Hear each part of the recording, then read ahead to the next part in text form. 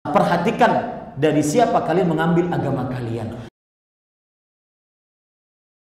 Ustaz-ustaz kita tuh Masya Allah, dari ormas manapun, dari manapun, semacam menekatkan kita dengan Allah, ambil ilmunya, ambil. Silahkan, saya lihat Masya Allah banyak yang baik-baik sekarang.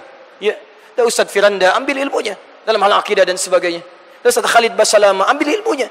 Ya, dalam sirah nabawiyah dan sebagainya. Ada di sini Ustaz Syafiq, mungkin dekat ke Surabaya, ambil ilmunya.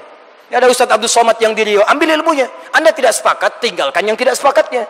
Kebaikannya ambil untuk Anda. Ada kebaikan di situ. Ada Ustaz Salim Fillah yang dari Jogja, ada yang muda-muda sekarang, ada ulama-ulama kita, ada habaib, ada masyayikh. Yang paling gampang, ambil semua kebaikan. Jika tidak sepakat, tinggalkan. Ukurannya dua, sesuai Al-Quran, sesuai Sunnah, ambil. Tidak sesuai, antum boleh tinggalkan.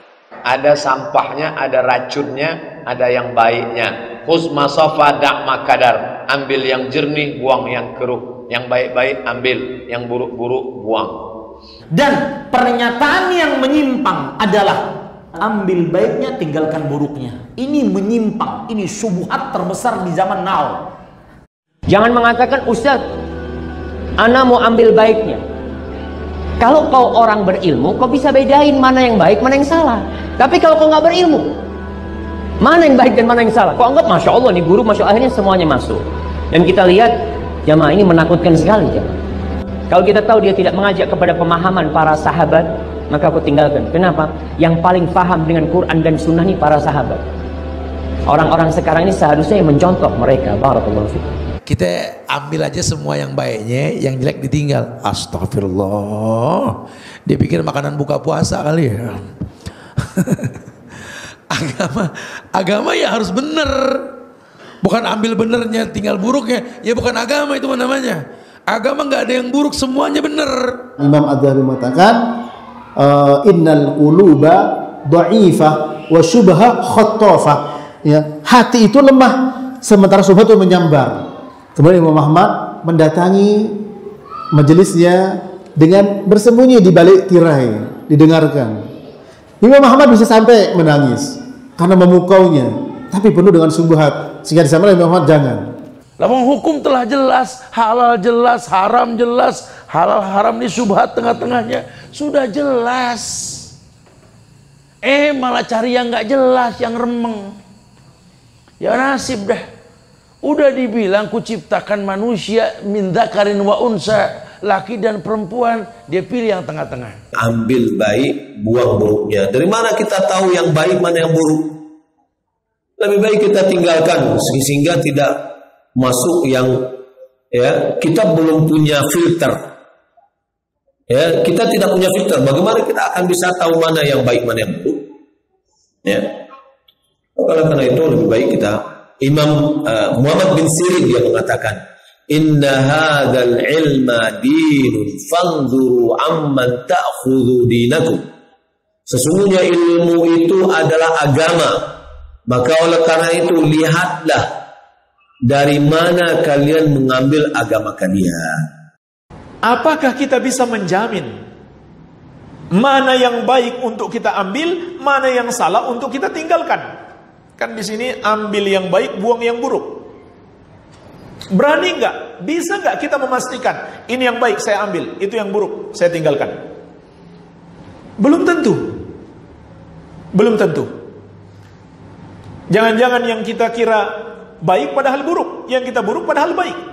Tapi kemudian dia bungkus dengan dalil, dihiasi dengan retorika, dihiasi dengan menampakkan kekuatan hafalannya terhadap dalil, sebutkan sejumlah ayat, sebutkan sejumlah hadis, bahkan sampai halaman-halamannya, sampai tempatnya kiri atas, kiri bawah, kanan atas, kanan bawah.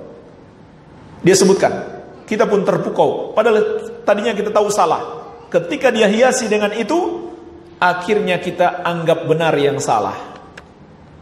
Syaitan menjerumuskan hati kita. Itu bisa terjadi. Yang dulu ditakutkan oleh generasi salaf dari mendengarkan ucapan-ucapan orang yang sesat karena mereka merasa hati kita lemah. Hati mereka lemah. Apakah kita merasa hati kita lebih kuat daripada hati salaf? Ini adalah perkataan yang benar tetapi menginginkan kebatilan di dalamnya. Pertama, kalau seandainya disuruh kita Ya, belajar kepada siapa saja, ambil yang baiknya, buang yang buruknya. Sekarang siapa yang membedakan mana yang baik, mana yang buruk? Tidak ada yang bisa membedakan mana yang baik, mana yang buruk, kecuali orang-orang yang benar-benar paham tentang ilmu agama. Bagaimana dia bisa mengambil yang baik dan buang yang buruk kalau seandainya dia sendiri masih belajar ilmu agama? Sudah banyak contohnya. Allah buktikan bahwa banyak penyimpangan-penyimpangan. Ayat yang seluruh ulama salaf sepakat, imam-imam sepakat, diselisihi. Ar-Rahman 'alal arsy istawa. Allah beristiwa di atas arsy. Itu ulama salaf sepakat, seluruh sahabat, tabi'in, tabi'ut tabi'in, imam yang 4 sepakat. Diselisihi. Dan penyelisihan terhadap itu penyelisihan besar karena penyelisihan akidah. Sudah Allah buktikan. Ada yang menghalalkan bid'ah, ada yang mengatakan bid'ah, ada yang menghalalkan musik, membolehkan musik, ada yang jenis musik yang boleh. Kaidah, mengambil yang baik, tinggalkan yang buruk. Mengambil yang baik, tinggalkan yang buruk. Ini kaidah talbisul haq bil batil. Karena ini pencampur adukan yang hak dengan yang batil. Ini yang Allah larang terhadap kepada Yahudi. Wala talbisul haqqa bil batil. Jangan kamu mencampur adukan yang hak dengan yang batil. Berarti tidak boleh kita duduk di majelis yang mencampur adukan yang hak dengan yang batil. Ada batilnya, ada haknya, nggak bisa kita pilih. Bagaimana cara kita memilihnya? Walhal kita tidak tahu. Karena Yahudi mencampurkan antara yang hak dengan yang batil. Agar apa?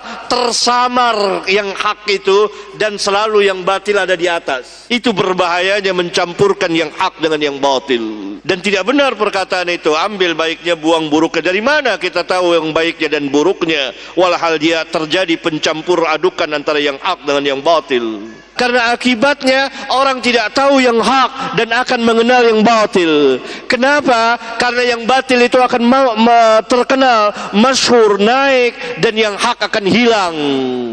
Kenapa? Karena tujuan mereka adalah menghancurkan, menyembunyikan yang hak dan menaikkan yang batil.